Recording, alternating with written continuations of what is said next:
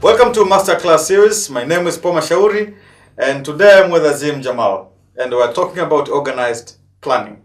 Azim, organized planning, what does it really mean? So think about disorganized planning. What comes to your mind? You start your day in the morning. You have 10 things to do, but you're going all over the show. You have 3 things in one area, 4 in some other area, and 2 somewhere else. Instead of doing all 4 together in the same area, you do 1 here, then go next area, come back the same place. You're wasting so much time, so much energy. So organized planning is something that you've thought through about the steps to get you to success and what comes first, what comes next, with the idea that this organized planning should lead you to your goals in the most efficient, the most effective, and the most productive manner. Let's start like what I've said here. If I want to start my day effectively, and I'm doing my planning now, it's night, and tomorrow morning I'm starting my day. How should I structure it? Well, you could ask yourself, what does success look like by end of the day tomorrow? You clarify in your mind, if I can finish these things tomorrow, it'll be a huge success. Okay. That becomes your goal. Then you say, to achieve this goal, what should my system of planning be? What time should I wake up? What I should do first? What I should do second? Who do I need to get help from? When do I call this person? How do I inform them? How do I minimize any gaps that may happen because one person drops the ball? So you think through the whole thing, and then you accordingly orchestrate your plan in such a way that you know that you optimize the chances of your success. And if it's short-term and long-term goals, is there any different way to achieve organized planning, or it's the same way? Well, I think, we talk about the next day. You could talk about the next week. How is your week going to be? But it all starts with what is that you want to achieve. What is your goal? What is the outcome you want to accomplish? And then you work backwards and say, to accomplish this plan, what are my steps I need to take to achieve a great success? Okay, at the level of the organization whereby it's not only about one person, you're many and you have to work as a team. If you're a team leader, for instance, how can you help the team members to make sure that you have an organized plan? So, we just talked about if you're planning on your own, you write down the team members' names, go through your process of planning, and then allocate responsibility. One of the best ways to do this is to involve the team in part of the solution. Okay. So you discuss with them, this is the goal we want to achieve. How do we get there the best possible way to get there? Who does what and by when? And when people are involved, they're more committed because they're part of the solution. It's like if you tell somebody something, they may forget. If you show them, they may remember. But if you involve them, they understand.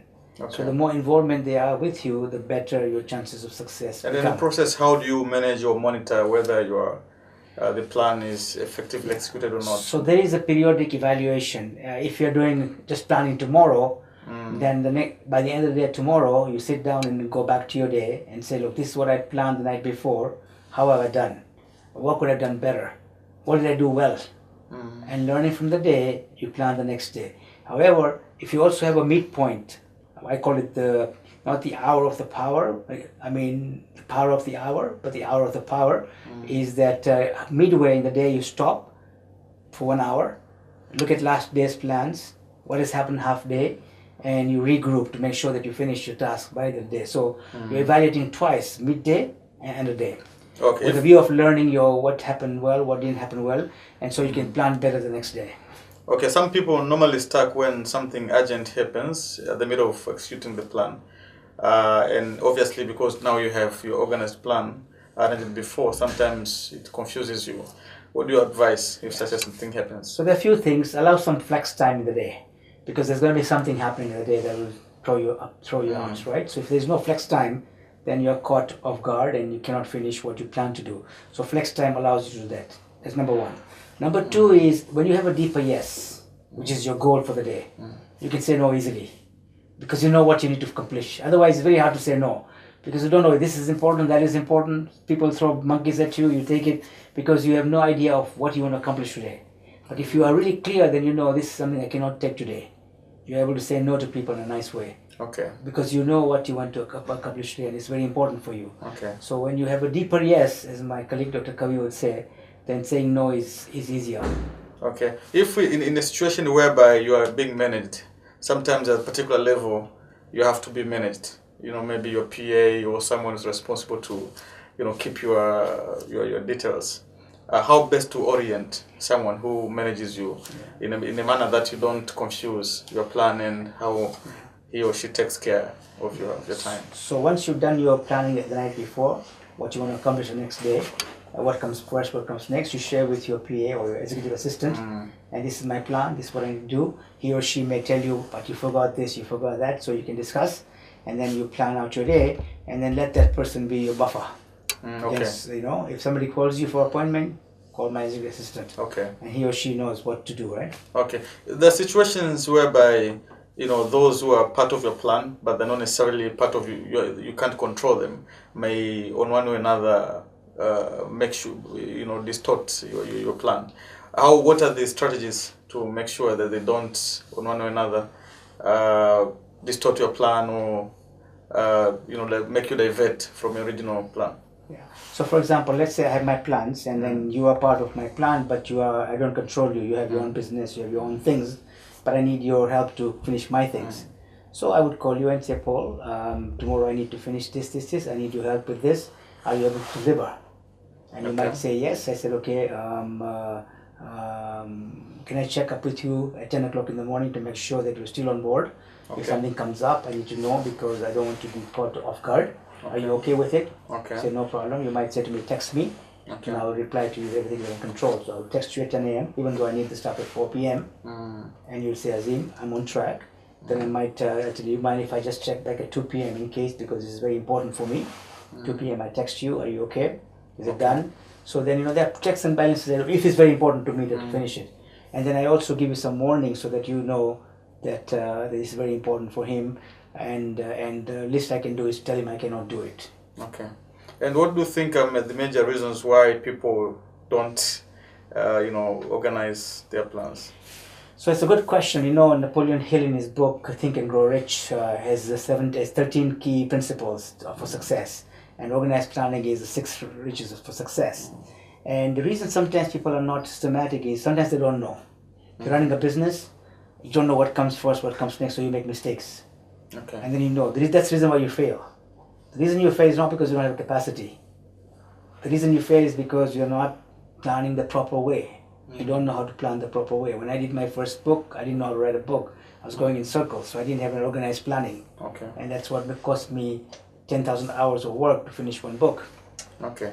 And for people who you know, are very good in organizing their plans, how best do you think they can achieve, especially in terms of numbers, results, vis-a-vis those who are not, you know, employing organized planning? Well, I think if you look at success in history, people who have become successful, you will find that those who became successful were very disciplined and organized in their planning.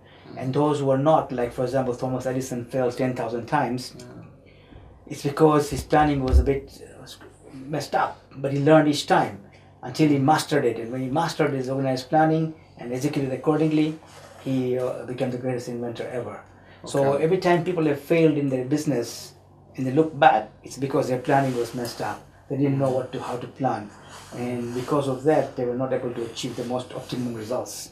Okay. But by learning, they were able to improve. Okay, at the very early stage of product development, people normally conceive ideas and they share ideas, they brainstorm, and sometimes in some sectors you don't have that ability to determine when exactly you're going to have something specific you're looking at, because ideas keeps on coming and you have to revisit and do those kind of things. How applicable is the principle in this at very early stages when it's more of ideas than actual product? So what you're saying is that there is no past experience or past history to learn from. So you're not doing trial and error to learn on the fly, right? Yeah, even when you are starting something new, for instance, assume you just want to start a business and you know what you want in your mind, but every time new ideas comes, you have to change here, you have to revisit this one, you have to apply something different. So things keeps on coming. How best now at this level you can get yourself organized in terms of your plan in a manner that ideas which keeps on coming do not necessarily distort your entire plan? So ideally what you want to do is, before you start your plan, call it the strategic plan, call it the year plan, call it the 6-month plan, call it the 2-year plan, you want to try and brainstorm all your ideas at the same time, if possible. Okay, so that when you make a plan, you have all the discussions done into what you want to focus, what you don't want to focus, why you want to focus on this, why you don't want to focus on that, and then make your planning aligned to that, so that you don't keep changing your plans every 2 days. Because then people don't know what we're doing. One day is this, one day is that, one day is the other. Now, having said that, there are certain organizations, because they are nimble, they achieve better results because they're able to adapt very quickly and are flexible. For example, a multinational, international corporation will be hard to make changes very quickly, whereas a local company will be able to make things very quickly because they're smaller, they're nimble, they're flexible, right? But I think it's a happy medium between the two. One is to have a proper, thought-out plan, which is important because then you're organized. And secondly, allow some flexibility, some nimbleness to be able to, if something drastic happens which you didn't expect, then you're able to make some small changes, right? One of the complications in life, not only to people who are successful, even for those who are struggling, is financial planning. And it's becoming difficult for people to get organized when it comes to finances. Yes. What are your best advice? Well, first is, what do you want to achieve? How much money do you want to make? How much, got to have a goal. So if I'm worth, let's say, $500,000, and if I'm going to be worth $10 million, so that's my goal. By when do I want to achieve $10 million? Again, if you go back to Napoleon Hill, he talks about a definite number. By when?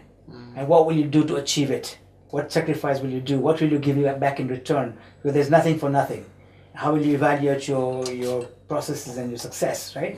So the more definite your plan, the more structured your plan, the more organized your planning, the better your chance of achieving. So in case of financial planning, ultimately, most people want to increase their net worth. I'm worth so much today, I want to be worth so much then. So how will I go from point A to point B? One of the most powerful ways to do that is to do your 5-year net worth. Today, what your net worth is, all your assets. You own a car, you own land, you own a building, you own a business, you put your value, take out your liabilities, mortgages, loans, whatever, and prepare your net worth, which is the difference between your assets minus your liabilities. Then you extrapolate for 5 years. Your property, how much will go up in next year, the year after, land, extrapolate, and then go from $500,000 to 10 million. It's amazing because if you look at that every single day, first of all, it tracks your mind to know what will make you get there. So you will realize that things like land and property, they appreciate in value without you doing much. So you'll see it. For me to get there, I will not get there by salaries. Salaries will help me to pay my bills and maybe save a little, but it'll be other things that will get me there. So your mind broadens how to go from where you are to where you go. And as soon as you do that, you get ideas. Because now your antenna goes up and you're very particular about what's going to happen. So that's in one way of planning your thing. But of course you measure, how you're spending the money, how much money you're saving, are you putting 10% away from your salary before you see it?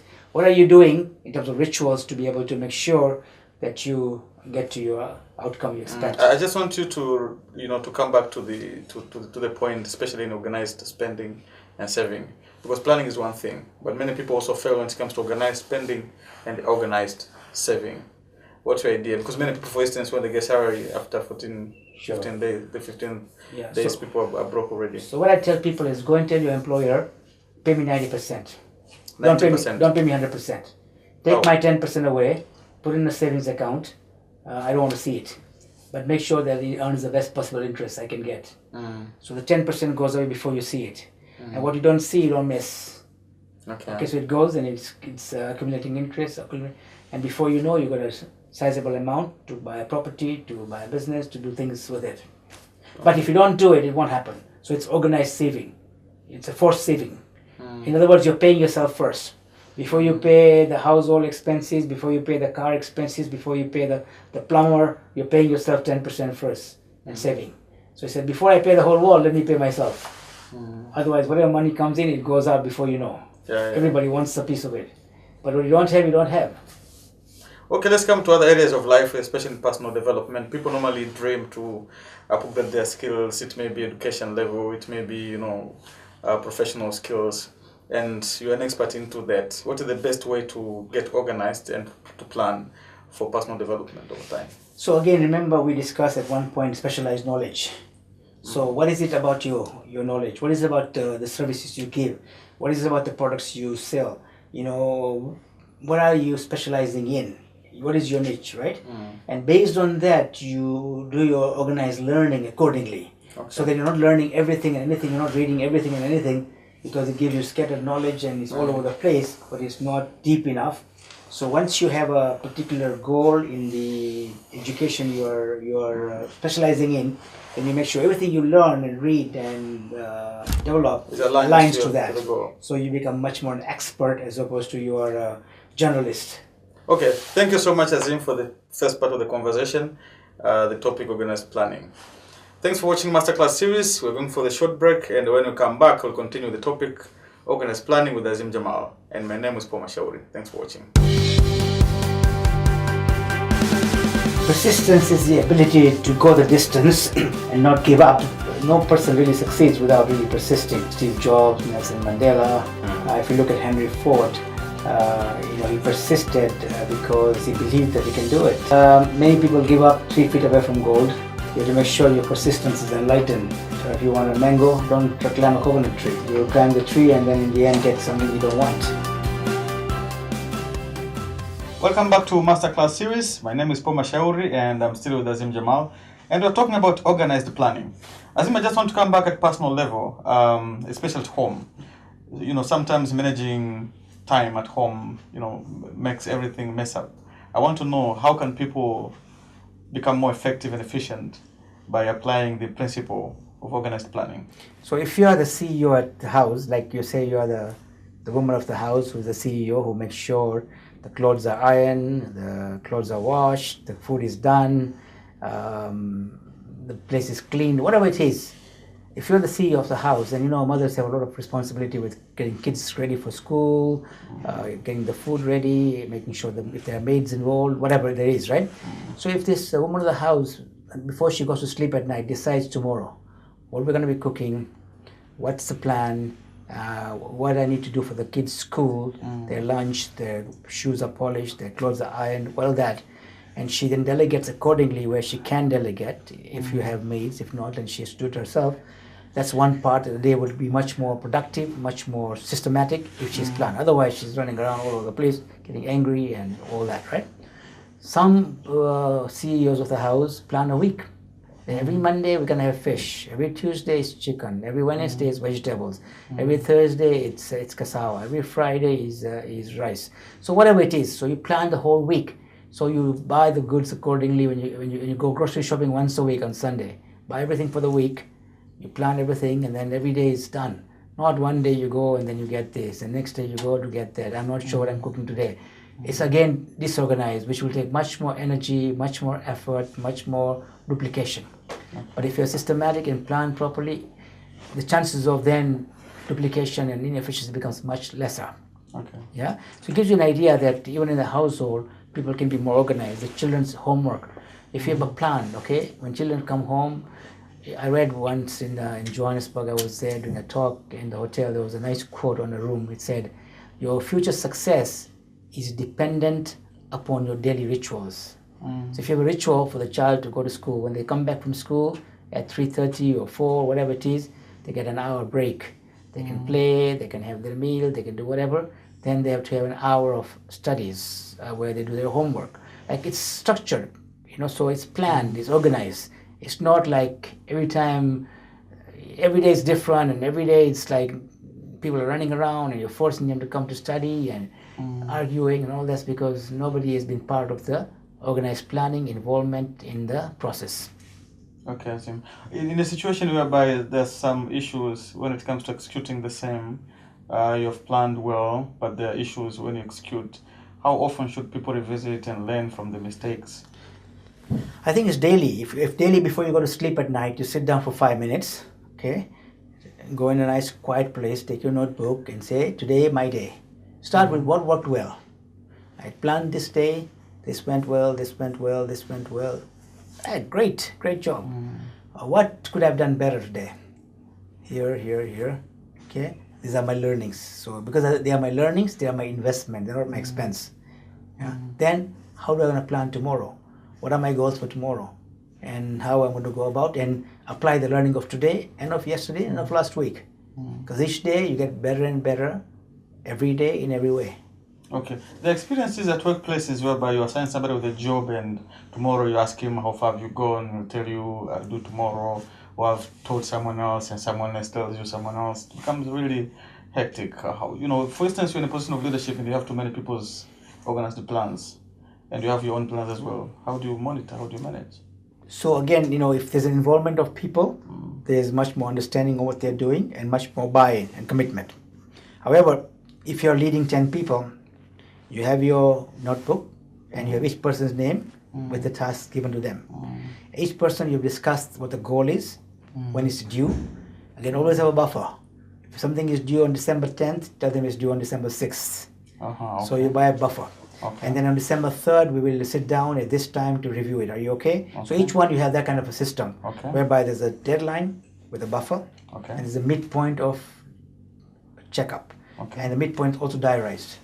So whether you're going to do midpoint checkup by phone or by face-to-face or by whatever it is. So then what happens, you're at peace because I'm going to do a midpoint. The guy goofs up, then there's another thing, right? And there's a buffer after that. So the chances of goofing up are much lesser. And your idea at midpoint is to make sure that they're not stuck, that they're not needing any help, and there is guidance they require, which you can provide. And if for some reason that you are noticing that this thing is not going to be done because of extenuating circumstances, then you phone your client or whoever is expecting this to tell them 5-6 days in advance by saying, look, I promised you on this day, I'm running into a problem and I may not be able to deliver by this day. So you've given the person a 5-day warning so they can also give warning to the person expecting something from them. Rather than the last day you tell them I haven't done it and now it's too late. So this is called organized planning, organized execution. And how best can we use technology, including mobile phones, computers, internet, to get ourselves planned, organized in terms of our plans and how we execute the plans at the same time? Yeah, I mean the internet and the phones and the iPads do help because they have many things, many bells and whistles that can allow you to pop up and say reminder for this, reminder for that. Plus, it is something that can store things for long term. So there's quite a bit of value around it, right? And also you can use it to then send it to somebody if you have to give it to your PA or to your subordinate, right? So again, it's it's like what Aristotle said: wisdom is only wisdom if it's practical. For me, I like notebooks. I like to keep my notebook when I write things down, because when I write things down, it gets into my body, my system. And I also do my journal where I learn every day what I've done well, what I can do better. So it really helps me. But some people prefer to put it on their computer. There's no right or wrong. What works for you? If something works for you, you'll do it. If it doesn't work for you, it doesn't do it. So if it's practical for you, then it's wisdom. If it's not practical for you, then it's wisdom, but you can apply it. Azim, if you want to raise children who are organized and they execute their plans accordingly, building that culture, sometimes at family level, the kids, when they wake up in the morning, they forget where they put the shoes or the bags and they have to go to school, and it becomes a hassle. What's the best way to make sure that the kids develop this habit of organized planning? So a lot of habits are formed between age 0 and age 3. So how you groom the kids at a very young age, they become part of their habits. Having said that, habits can change. And so the idea is that the kid first have to realize why is it important for them to change the habit. They need to want to do it. You cannot force somebody to do something, but if they see the benefit of it, then the chances of them doing are better. Right? Now, sometimes you'll see a parent do things for their kid. If the shoes are not organized, they'll organize it. So the mother will make sure that everything is in place, because otherwise she's going to be in trouble in the morning trying to run around, because the kid doesn't care about whether shoes are here or not, right? But as the kids grow older, they usually become more responsible. You'll find that when kids go out of town, out of country, into a boarding school or away from home, they usually become more independent. When they're always home and around the parents and grandparents, and they're spoiled because everything is done for them. Okay.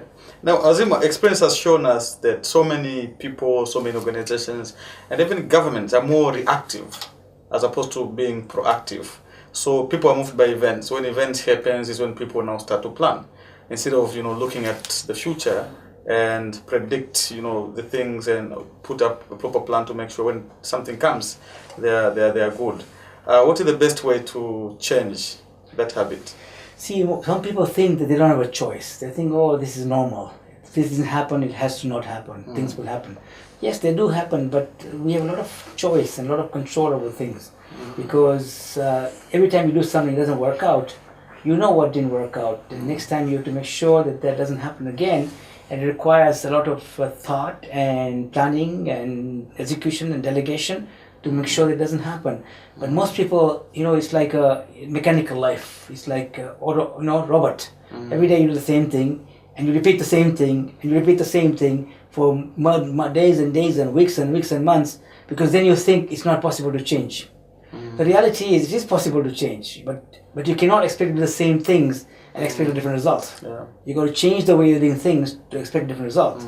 So one has to learn, what are we doing wrong here? How can we be so organized that we prevent any gaps to come in? It's doable, I guess, and those who are successful in life are the people who are doing it. Because every time they have a problem, they learn from it and they plug the gap.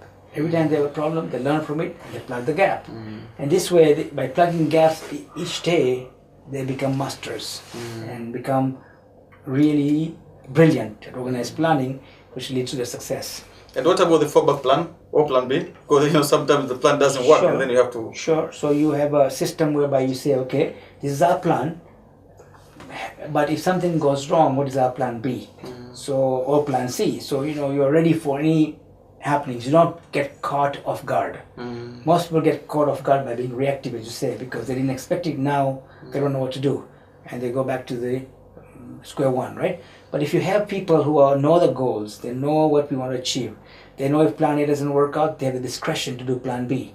So they have the capacity to understand what is the plan B which will make us achieve the same results. And that allows things to move quicker. But if people are not involved, every time there's a problem, they go with the boss, and the boss calls somebody else, and everything becomes a standstill. At professional level, especially when we engage people to make things happen, so many times you have to work with partners, sometimes you have to work with stakeholders, and we always forget to include very important people, organizations, or partners in the processes. How best can we, when we are doing organized planning, how best can we identify important people, important partners to be involved as part of the plan, to avoid a situation whereby you're executing the plan and then you forgot earlier that I need to include someone who or another has an impact in this process. Yeah, so that's why it's important to spend enough time in the beginning to plan properly, to involve the right people who are part of the plan, to get them to brainstorm, because if there are more than 2 or 3 or 4 people, you might forget, but somebody else may not forget. And you ask the question, have we missed out anybody? What's going to stop us from achieving our success? Could there be any downfall? And by asking all these questions, you are making sure that you are plugging all the gaps that there might be to ensure that the outcome does happen, right? So I think that's very important. And also allow consequences. If one doesn't do what they promised to do, then there's a consequence. So sometimes you hire a person to do your house or your building, and the deadline is March 31st, and it's July already, and they haven't done half the work. Because they always find excuses. This was not there, that was not there. But you say, okay, fine, no problem. If you don't do it by this date, your 20% are gone. Your cost is going to be lesser, because there's a consequence for every time you're late. So that's your problem, what is late. I'm not going to be involved. You're hired, you find the right tradesmen, you find the right tools. If you finish on time, you get fully paid. If you don't finish, these are the consequences. So people, when they have consequences, they are more alert and more on guard. And then if they do fail, then you have a benefit of cutting down your cost. But this is important, that no consequences, no accountability, no results. The people don't care. If I come late, we don't do the stuff, nothing's going to happen to me, so why should I care? But if you tell them, look, I'm paying you, if I can't get this done, there's a consequence. Then you watch. Yeah, I mean, that's what it is, because your time is valuable, your money is valuable, and if people don't deliver on time, then there's a cost for you, and there should be a penalty for the person who is delivering the services. Because otherwise you're telling them you can be what you want, but it doesn't matter, and so people don't care. I love that. So everything in life has to be based, that's meritocracy, right? In the company, if people are not rewarded for results, if the people are not rewarded for performance, they don't care. But if they are rewarded for performance, they care. And if they are punished or accountable and have consequences for goofing up, they will be more on guard and more alert to make sure that they don't goof up. And if they do, there's a prize to pay. Okay, if I have to get the buy-in from the plan which I've developed, what are the levels to share the same to avoid a situation where you've done all the plan, and when you come back to pitch for it, you are drawn back and start from the beginning? Yeah, so that's why it's very important to involve people at the conceptual level. As far as possible, don't do the plan yourself. Let people be part of the plan. Okay. Tell them, okay, I have a client who always pays me late.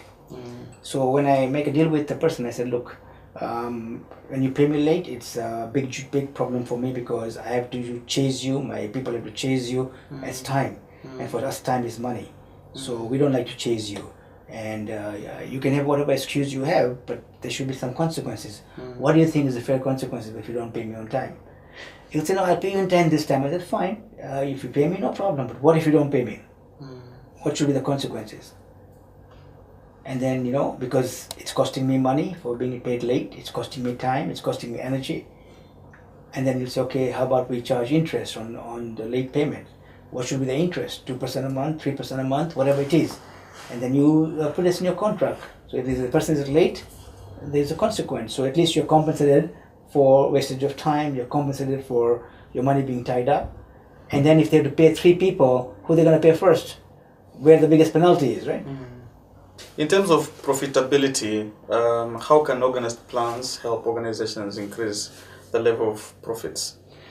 So if you look at what profit is a byproduct of either it's either you increase your sales or revenue and decrease your expenses. Ultimately, profit is revenue minus expenses is net profit. So the only way your net profit goes up is when your sales go up and your expenses go down, or both, right?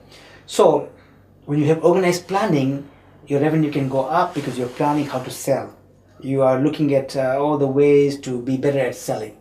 You also have an organized planning of the system by which you sell. For example, my friend, my co-author, my colleague, Brian Tracy would say, are you getting the right prospect? And then are you building rapport and relationship? Are you identifying the needs of your customer? Are you presenting persuasively? Are you handling objections properly? Are you closing a sale? And then are you getting repeats and referrals? So the system. So this is a process of organized approach to increase your revenue or increase your sales. In a store, if you have a grocery store, if you're a supermarket, how are you selling? Is there a system when a customer enters in, do you go to the customer and say, can I help you find things that you want to buy? Imagine if somebody comes to you like that and you to buy 10 things and you tell me where is the cornflakes and where is this, and they take you around, you'll buy more stuff because now you're buying more stuff in less time. But I don't remember any time I've gone to a supermarket and somebody tells me, can I help you find your stuff? I have to ask people for this, I ask people for that, and then I leave early because I don't find everything. So it's a simple planning that allows you to increase your revenue. And then expenses wise, how do I minimize my expenses? For example, in a supermarket, there were expired goods. Okay, now if you don't have a system of tracking when the goods are being expired, they will expire and you can't sell them. But if you know 5 days before they expired, then this is going to expire, I put it half price or 2 for 1. Then people will buy more because they get a good deal. And then you'll have less expired stuff. So you'll sell your expenses or write-offs, which increase your profit. So anything that you want to achieve can be achieved by organized planning. Okay, thank you so much, Azim. It has been interesting to have you in the show, especially talking about organized planning. I hope this is quite a good topic, and maybe next time when we get another time, we can discuss it further. Sure. Thanks for watching Masterclass series. My name is R.K Mashauri, and we're talking about organized planning. Thanks for watching, and see us next.